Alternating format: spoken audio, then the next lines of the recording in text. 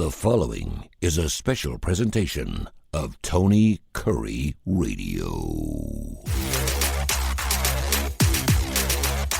Welcome back to K4Wins. Where are those K's coming from? We got Kai, we got Keefer, we got Kip, we got Kurre, and the Blower Box. We got going on here. Of course, we're all over the world doing our show basically here from the Birmingham area. But as you can see, Kai's down there at the beach. And of course, from the flagship stations of Kip Keefer's basement and Case Keefer out in Las Vegas. From the Las Vegas Sun.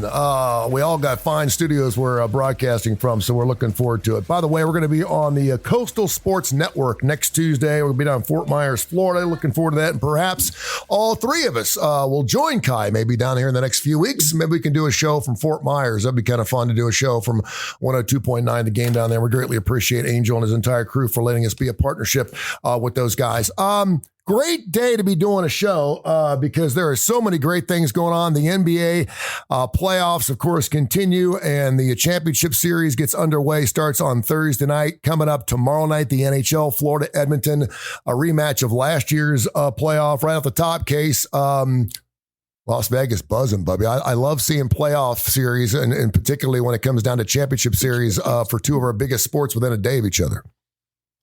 Yeah, absolutely. I'm kind of, I feel like I'm just regurgitating what I wrote today. But if you go to LasVegasSun.com, I kind of previewed both from a betting perspective. I really feel like it's kind of sportsbook's last hurrahs. I mean, this is not going to be the level of the NCAA tournament or the Super Bowl or even like a random NFL Sunday. But this is kind of the last time for the next couple months that sportsbooks will be filled, and a lot of recreational money will be coming into the market. People will be betting these two series, and then it's kind of vacation time in the industry. Not for me. I'm always finding something to bet, but I think I think everyone kind of takes a deep breath and lets their foot off the gas for the most part going into football. And this is kind of the last two big betting events. It'll be fun to get them both started within about 48 hours here, obviously back-to-back days. Kip, I absolutely love this matchup in the NBA, that first over-under 232. That means they're going to be running and going up and down. I just love it.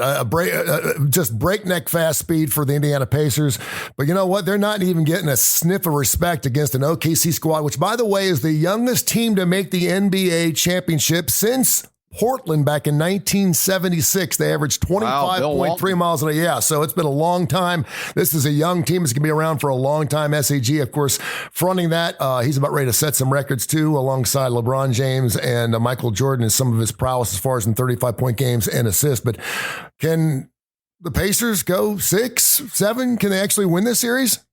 I'll believe anything now. We had the same discussion before the Cleveland series, and we gave them no shot whatsoever. Yeah. And they eliminate Cleveland. The Knicks, of course, survived against Boston, which we didn't see coming either. Nobody really could have seen that coming. But I got my reaction when I looked at the line yesterday was 9.5 for game one on Thursday. The Pacers, like you said, not getting much respect for what they've accomplished. And I think this team has kind of grown. I had kind of the book on them, and Kai or Case might disagree, but I had the book on them during the year. They just could score a slew of points, but I didn't know how defensively sound they were. But I see kind of a evolving team here that they're doing what's necessary to win. They played the Knicks on the up and down at their pace, frenzied kind of approach to the game, a couple of games in that series, but in a couple of the games where it became kind of knocked down, drag out possession by possession, they held their own just fine there. So I'm not going to underestimate this team and the individuals they have. They've impressed the hell out of me. I never would have dreamed they could have gotten this far, but I have said consistently from a just sheer talent standpoint, OKC is the team to beat. I don't care how young they are. They just rise to the occasion. And so I still think they're the prohibitive favorite in the series, but I'm not going to be shocked if Indiana gives them a hard time. K4Wins.com, K4Wins.com. Of course, they had a couple regular season games. The Thunder won both those games.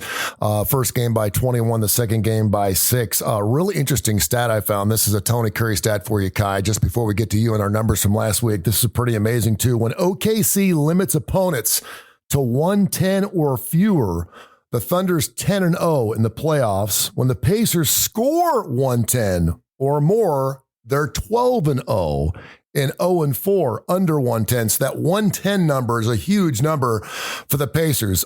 Speaking of a huge number, Indiana plus 550 end of the time. I'd be all over it, but against OKC getting minus 750. What do you think, Kai? Well, we were 21-10 last week. Nice. When this number came out, I jumped on the under. I just think first game, I like the defense that OKC plays. Indiana can play defense when they want to, and I don't think OKC will be scared to slow it down. I think it's a great coaching matchup, I personally give the coaching matchup expertise, or the better coach, in my opinion, is with Indiana. And I agree. But I think it's going to be. I think that first game stays under. And I don't like it if it gets much under 230, but I think you're going to have the OKC stat of keeping somebody below 110, and Indiana's going to stay below 110. OKC Thunder 6.4 turnover differential this year. That was by far the best differential. That means they're getting more than 6 turnovers per ball game from the other side than the other team. Another interesting line here. The Pacers 36-9 and 5-1 the playoffs when they dish 30 assists or more per ball game. So they love to share the basketball. Let's go around the horn real quick, and we'll start with you, Case. Give me some serious prices. If you had a gun to your head, you had to lay some money down on the NBA series. Give me some MVPs. Of course, SAG minus 650. Halliburton's second plus 650, so it's not even close. But any value in any of those numbers, and then give me some exact numbers, if you will, as far as in how many games you think it's going to take for OKC or Indiana to win a championship. Yeah, if you guys watched last week, you knew it was coming, so I'm going to tie this into another sport, but I feel like I got a chance to take my victory lap right now.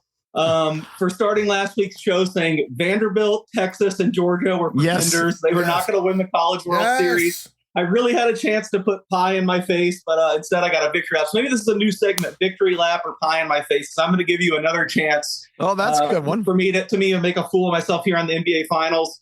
I know I said I gave the Pacers little chance in that second round series, but I thought it would be competitive. So I guess I was kind of wrong there, although I really think injuries, a lot of things conspired. I give them zero chance in this series. The Thunder are minus 700 favorites. To me, they should be like minus 7,000. Just like everything has broken so well for the Pacers. They're shooting almost, I think, 3.5% better from 3-point range in the playoffs than they are in the regular season. That is just completely unheard of. They're completely riding the heaters of all heater. And what do we know about heaters? They eventually end, especially when they've placed like the most mediocre slate of opposing defenses you're ever going to see in the playoffs. Now they're taking on a historically good defensive team. I actually agree with a lot of else of what you guys said, especially there's one place where I think they have an advantage in this matchup, and it is Rick Carlisle. I do think he's the better coach, although I don't think Dagnaut's any slouch. We've seen him have some in-game issues at the end of this. I think this is a part where he could level up and get to there. I just really think these teams are in two completely different stratospheres. I could see the Pacers winning one game. I would even be pretty shocked if they win 2 games. So I guess that starts with the bets, which you asked for. Even though I am completely leveraged on the Thunder all year, I've said only 2 teams can win the title, the Thunder and the Celtics. I have all my futures on the Celtics. I have no regard, no even consideration for hedging or arbitraging and taking plus money the series with the Pacers. In fact, I laid more, minus 2.5 games, minus 115 on the Thunder. I just think this is a mismatch. So I've actually added to my Thunder position.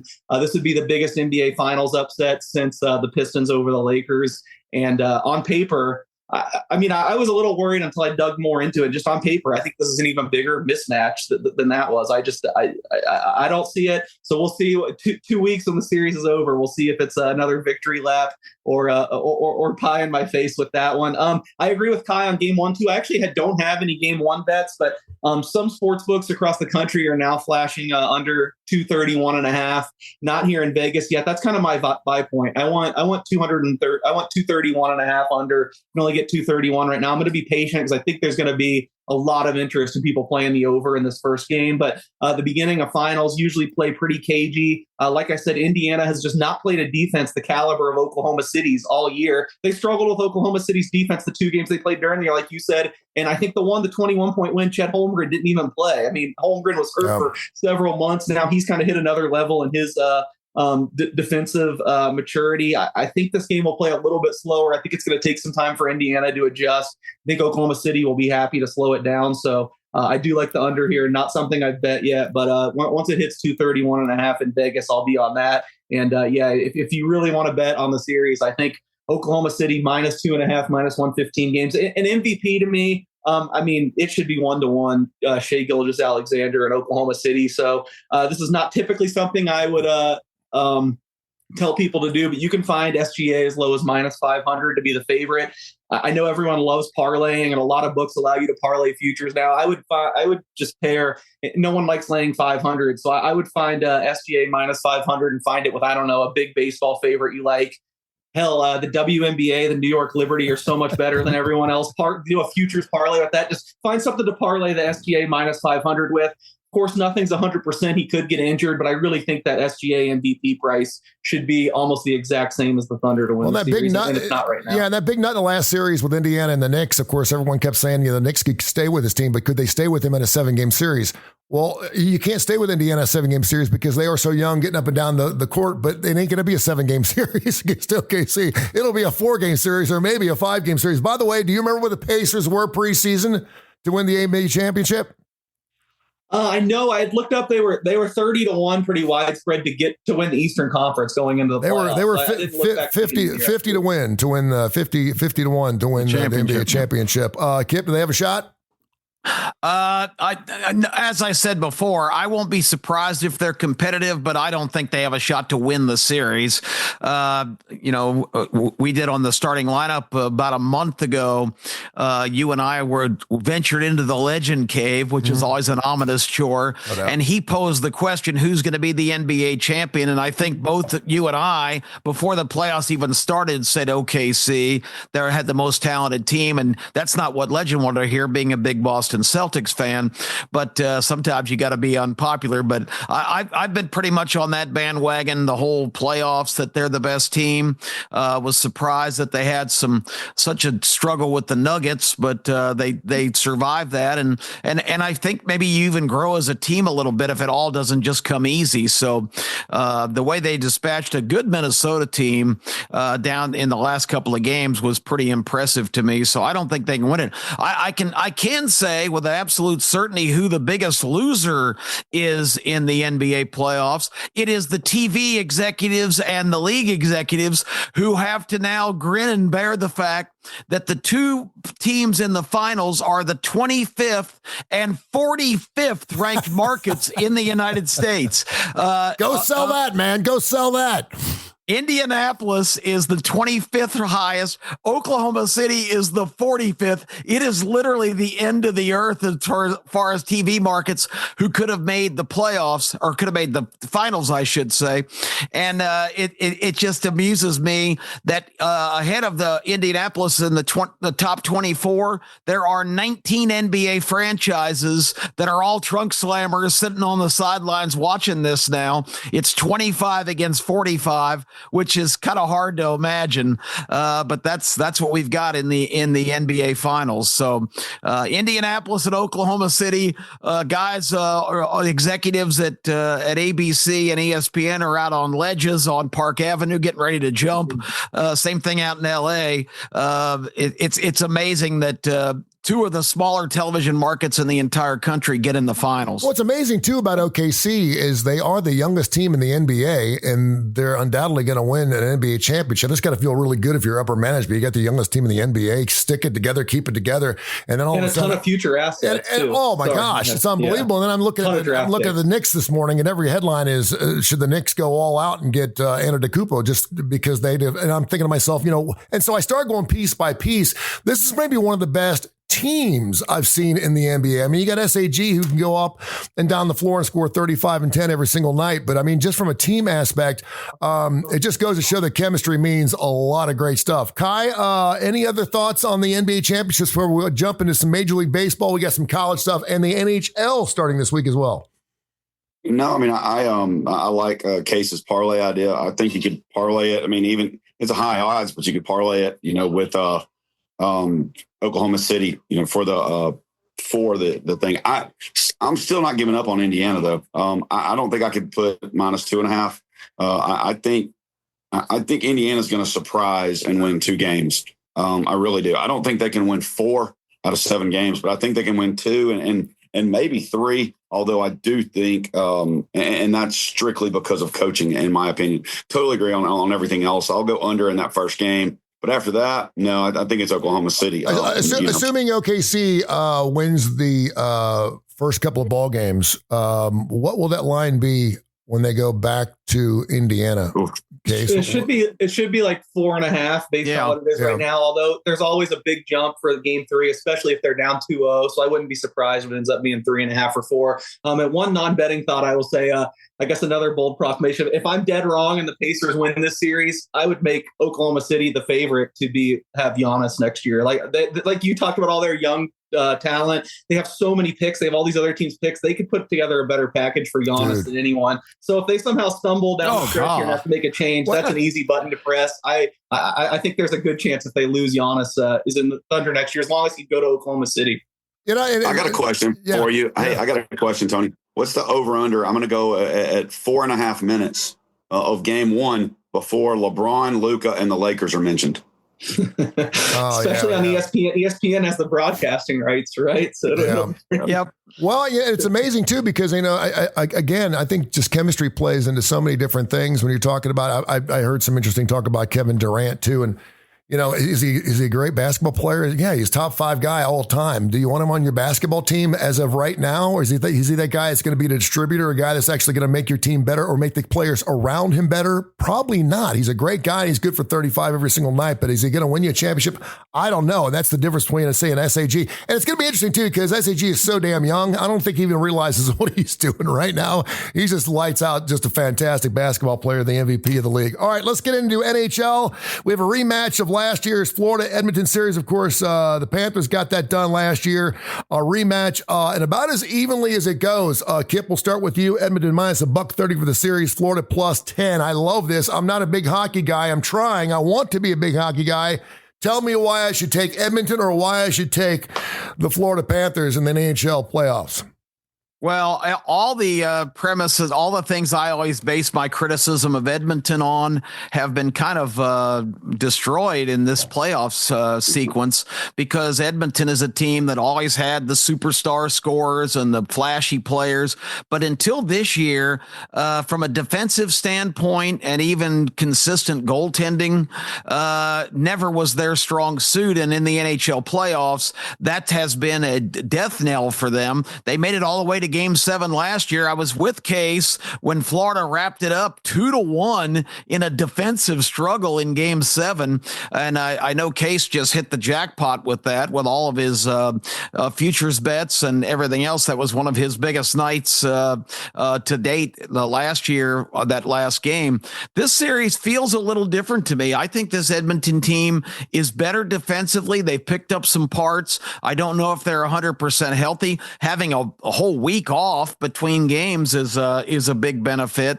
So I rank the series as kind of a toss-up. I normally would have given Bobrovsky, the goaltender for Florida, the edge over Stuart Skinner, but I think Case said it last week. As much as Stuart Skinner has been criticized, and he got off to a horrendous start in the playoffs, giving up 5 or 6 goals in the first 2 games to the Los Angeles Kings, and then he was sidelined, supposedly hurt, but basically, let's face it, he was benched. Since coming back, Skinner has been pretty damn solid. He still makes some plays that baffle me. He's a big guy, and he wants to slide around, and he gets out of position sometimes, but he's gotten away with it. And Dallas certainly had some guys that could have exposed that, but Edmonton really outclassed them.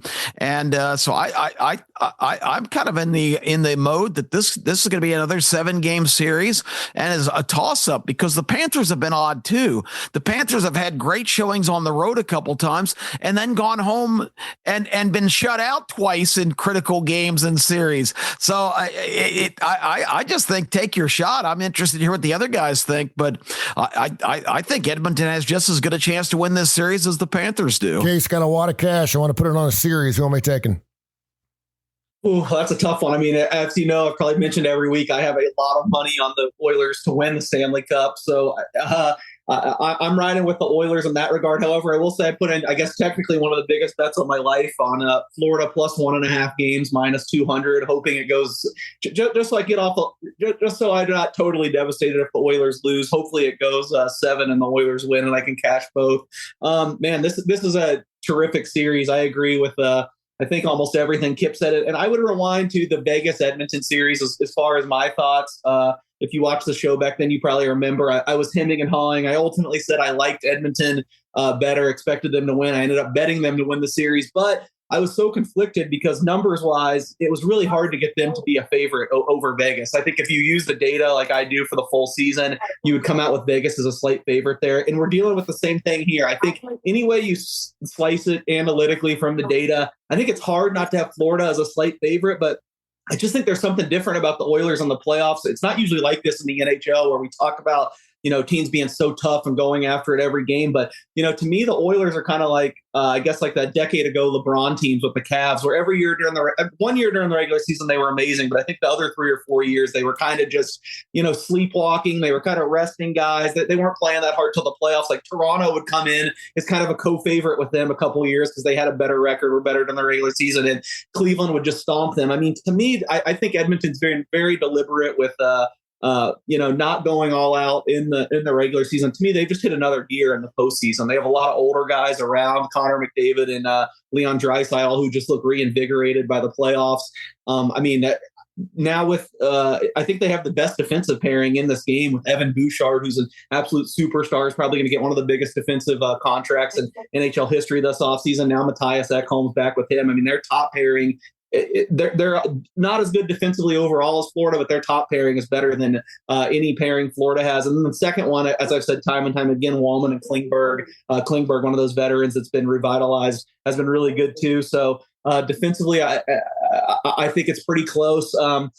This is another one where I guess just in my heart of hearts, I go a little bit against the numbers. I would have Florida a very slight favorite here, but I just think that home ice has been so huge in these playoffs to everyone except the Panthers. The Panthers have won on the road constantly. I think home ice was the huge determiner last year, being in Florida. Like Kip said, 2-1 final game where Florida pulled away. I think a really good chance this gets to a Game 7, and Game 7 in that crazy Rogers Place in Edmonton. It would be really tough for me to pick against the Oilers there. So maybe it's wishful thinking because it's exactly what I need, but I would be on the Oilers in 7 if I had to pick, although it's a tough one. Quickly, I know I've rambled long enough, but there wasn't much interesting about taking SGA to win the MVP. I mean, I think that was just clear, but I think the Conn Smythe market is really fascinating going into the Stanley Cup final because I think there's 2 vulnerable favorites. I would not bet on either of these guys. It doesn't mean they can win, but the favorites right now are Connor McDavid at even money and Sergei Bobrovsky at 2-1. They both should be the favorites, but I don't think there should be this big of a gap. I mean, McDavid and Draisaitl. McDavid has 1 more point than Draisaitl this playoffs. Draisaitl's already going into the playoffs with goodwill. He's either going to win the Hart Trophy or be the second place runner-up to Connor Hellebuck. There is a real possibility that he just scores more points here, and if the Oilers win, he wins the Conn Smythe. He's as high as 11-1. I bet some of that 11-1. I'm really hoping he gets off to a hot start to the series. Then you can come back and build a portfolio and get Connor McDavid at a better price than even money. So I like Leon Draisaitl on 11-1. And Bobrovsky's been amazing. He should be the favorite right now for Florida. But has anyone watched Edmonton? I mean, they're going to score on the guy. I just don't see it. I will be shocked if Bobrovsky's as good as he's been the rest of the playoffs against Florida. So you really have to look forward with these markets, not backwards. I just think 2-1 is an insane price with what he's up against. Sasha Barkov is their second favorite at 5-1, and he is just beloved by the media, the guys who vote on this. I think he is a really good bet at 5-1 if you like the Panthers. I bet both him and Draisaitl just because I think the series is kind of 50-50. We just had the Selke Trophy award come out yesterday, and Barkov won it, I think, for the 3rd straight year, which he didn't deserve to at all. I think Sam Reinhart was way better two-way forward on his own team this year, but Reinhart ends up second place. Yes, I'm a little bitter. I bet Reinhart. All the numbers supported it, but that just goes to show you this voting base loves Barkov. He's the captain. He's the heart of the team. I think Bobrovsky's going to give up some goals here, and I think Barkov's the most likely Panthers winner. So start, if you don't have any Conn Smythe bets yet, bet Draisaitl. I got 11-1. Barkov, I got 5-1. Then hopefully Draisaitl gets off to a hot start, and maybe we can supplement it with some McDavid. I feel like it's going to be one of those three guys to win. I love hearing the Keefers talk hockey, man. I love it. You don't even take a breath for like 5 or 6 minutes. I absolutely love it. K4 Well, I Wins. gotta say one quick thing. I'm glad Case got the record straight here on Alexander SGA. Tony, you keep calling him SAG, and you're thinking SAG. That's calling him the SAG, brother. That's right. Nickname. Yeah. I'm getting my initials all messed up. Thank you for correcting. Well, that's okay. SAG I'm thinking actors. The Actors Guild Award for the MVP. I'll just tell you that. No wonder I can't find those numbers. K4Wins.com. K4Wins.com. Check out our website, and of course, also check out our YouTube channel, K4 Wins, for our live show going on next week right here on Tony Curry Radio. Of course, you can also download the TKR app and listen to the show wherever you get your favorite podcast.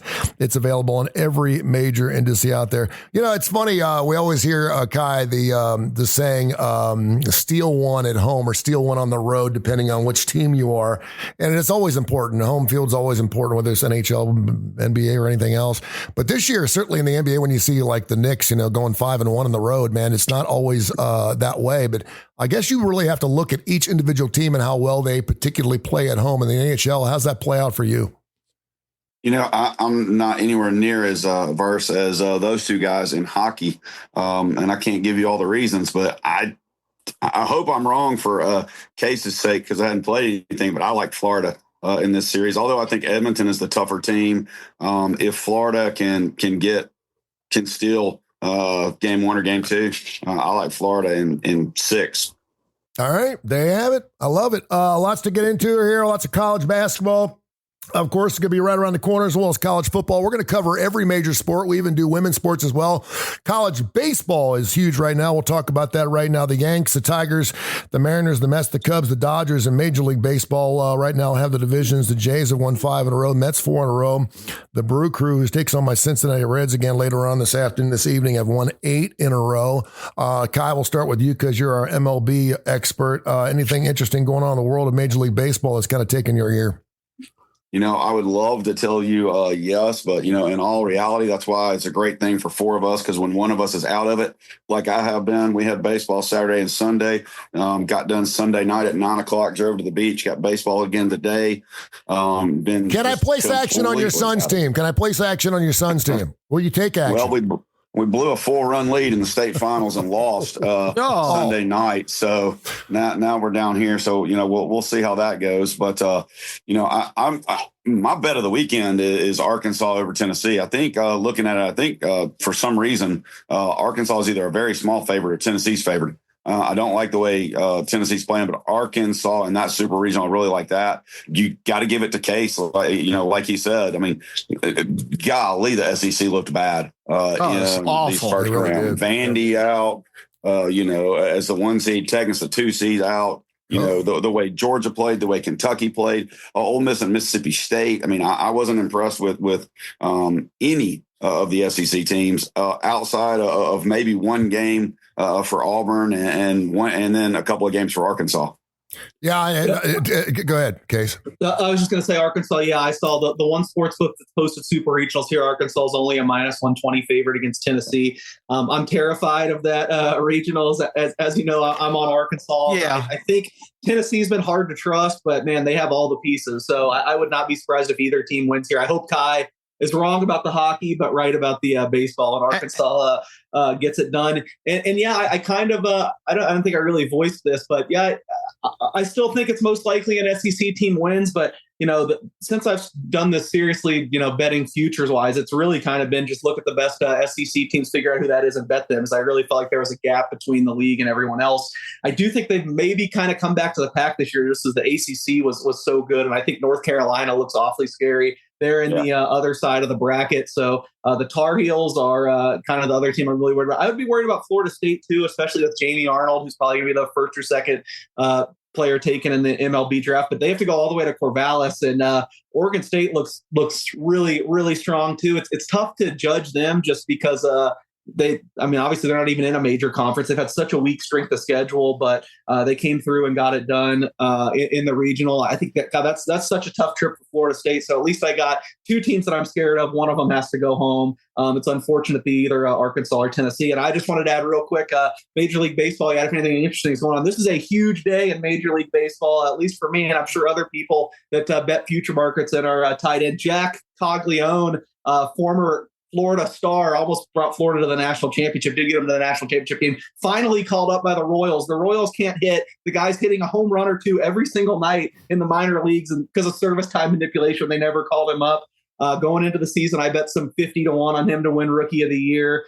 He's going to have to be really, really good. He's going to have to be as good as he is in the majors as he is in the minors to catch Jacob Wilson for the A's, who's just been amazing and off the charts right now. But I think this guy has all the makings to be just a huge star, and could be Caglione and Witt could be like one of the more impressive 1-2 punches to watch. So I'll be keeping an eye on the Royals tonight, going to the Cardinals. I bet the Royals too. I really believe in Caglione. I think that he lifts this team's ceiling. I think they've done some good things on the year, but I'll be rooting for him big time down the stretch. Hopefully I can cash a 50-1 Rookie of the Year on Jack Caglione. Kip, your Bravos are 4 games under 500 right now. They're still right there, man. They're 10 games out, but it's early in the season. They're obviously so bad, Tony.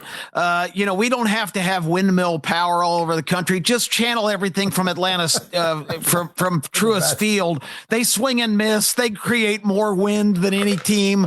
I know we tried to be optimistic last week and say they're getting ready to go on a roll, but they just don't hit with runners in scoring position. It's so frustrating to watch their games, and I've tried to take my fandom out of it, but it's kind of hard to abandon something that's been going on since the mid '60s when I was like a toddler. But just watching this team with all of the back of you always hear the phrase, the back of the guy's baseball card, they're going to hit. Well, I'm starting to wonder. What is the issue? Is it? I know you said scoring position, but you're talking about and they just strike out.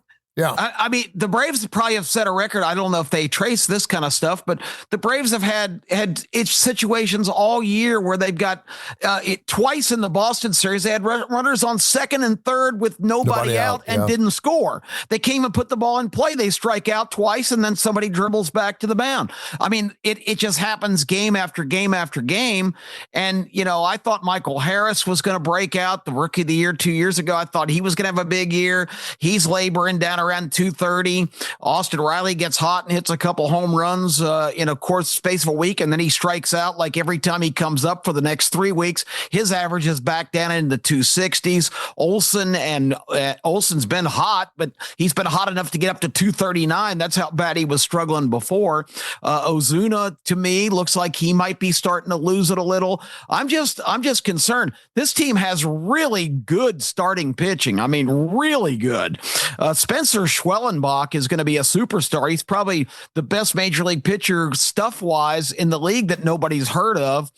They lost another really good young guy, Smith Shawver, recently to another injury, which is bad. But Strider looked good in his second start back. He's back in the rotation. Chris Sale is pitching better than he's pitched in his prime. Mm-hmm. He's unhittable right now. So, and they even got this crazy guy, looks like one of the Oak Ridge boys, Grant Holmes, who's thrown 4 or 5 really gems in a row. So without pitching, with pitching, it's just kind of baffling. The team that set every record on earth in 2023, just 2 years ago, just can't hit with runners in scoring position. And it just drives me insane to try to watch them. About 20 games short of the halfway point. You mentioned Strider. He goes later on tonight. I think a lot of people are just kind of waiting for them to get that 8-9 game win series, and all of a sudden they'll start winning 2 out of every 3 and win the series. And that's what the Atlanta Braves do. The Cardinals are always one of those teams. They're sitting there 7 games that are 500.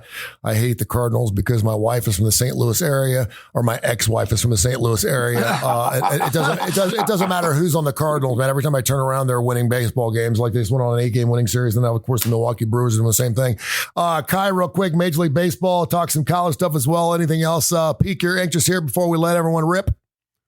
I unfortunately, I think that me and Case's preseason hype on Boston was very, very, very overrated by us. I think they're getting ready to fall off. I would look to be betting against them right now. I think I'd bet the over every single Yankees game. Also, when they're at home, anyway, because you get somebody like Judge that can just walk up and flip his wrist, and it's a home run there in that itty bitty cracker box that they play in. But you can go back into it and say same thing with my beloved Tennessee Vols. They play in one of the smallest parks in the country. When they go to Arkansas, I think it's going to be a little bit different.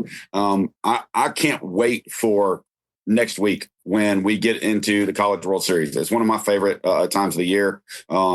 Only been once in my life. I would recommend it for anybody if you get an opportunity to go out there, even if it's just for one game. And even if you don't have a team in it, it is an incredible experience, especially if you're a sports lover, whether you gamble or not. That's a great place to go. There you go. K4Wins.com, K4Wins.com. Check out our website. It's free. And of course, you can also subscribe there. We're going to be on the Coastal Sports Network going all the way down to the great state of Florida and Fort Myers area on 102.9. The game down there will be all over YouTube channels. Of course, our K4Wins YouTube channel is up. It'll be live next week, so make sure you check it out. Of course, you can also check out Case as well as Kip and myself on ABC 3340's The Starting Lineup every Saturday morning from 10:30, 11 o'clock. I got one final Tony Curry number. Are you ready, Kai? 14.86. 14.86. That's the average Indiana Pacers starter runs every game. 14.86 miles per basketball game. That's pretty amazing, isn't it? And having just seen him, Angus Young used to run about 9 or 10 miles a night when he was on stage. I don't know if he did that a couple of weeks ago when you saw him up north. But to think you're running 14.86 miles a night for an Indiana Pacer, that can tell you why they're young and why they're so skinny. They're getting it done. Gentlemen, appreciate you. Thank you so much. All right, guys. This has been a special presentation of Tony Curry Radio.